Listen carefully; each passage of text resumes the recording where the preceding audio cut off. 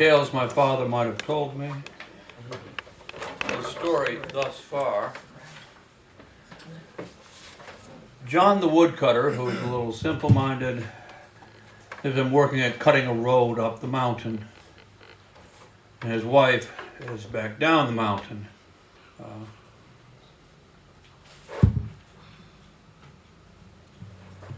Autumn snowstorms were rare in Betonia. When they happened at all, they happened on the lonely mountain. The morning before the Feast of All Saints, such a storm blew out of the northeast while he was rambling, and John quite lost sight of the dragon cleft. Indeed, he soon could not see the peak at all, and by noon the snow had risen to his shins. He had gone up the mountain, so the way back had to be downhill. How far to the right or left he had traveled escaped him. His world whitened, shrinking to a few yards as the wind grew and growled. He found a large chestnut tree and used his knife to cut some pine limbs and turned the lee of the tree into a windbreak. He crouched and waited out the storm. I wished he brought his axe, could have built a better shelter. He thought about Dobbin back at the camp, hoped the horse got on all right. He pulled his jaunty cap down to cover his ears. A little less jaunt and a lot more feathers would be warmer, he thought. Then he fell asleep. When John woke up, it was dark, and the wind had stopped howling. That was good. The howling had reminded him of his wife. He peeked out of the windbreak. The snow rose up to his neck. That was bad. He looked into the night sky. As many stars as there were snowflakes, he thought as he looked through the dark woods, trees glimmering in the reflected starlight. Off in the woods, one star flickered very close to the ground. John stared, watched it shift from bright to dim, from yellow to red. It went out and came right back. He crossed his arms and pressed his hands under his coat. His gloves were hard leather made to protect his hands from splinters and poison ivy. They did little against the cold. He stared at the groundling star and worried about frostbite. Won't be much of a woodcutter if I lose my fingers.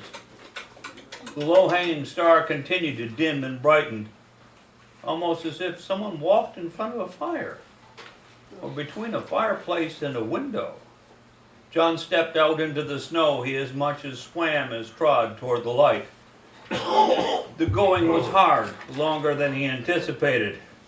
When he got to the house, he understood why. It was huge, big enough to make far look near. Big enough for a giant. The window that had shone like a star was taller than John. It had over 100 panes. Mabel had made him buy glass for the small windows of their house. 4 panes had cost a summer's egg money and then some. Whoever lived here, giant or no, was rich.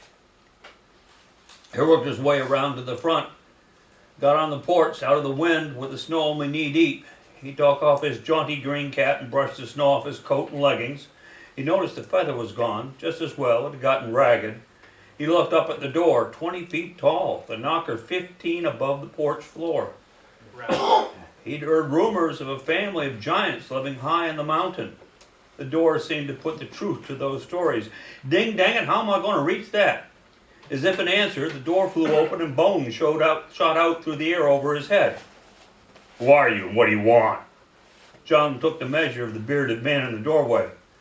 About 3.5 axe handles tall. Hands as big as my head the size of a kettle Mabel boils her laundry in. His face looked a bit like a rat. Must be a small giant, an ugly one. Time to pull out the manners. Please, good sir, I'm a woodcutter, dreadfully lost and cold.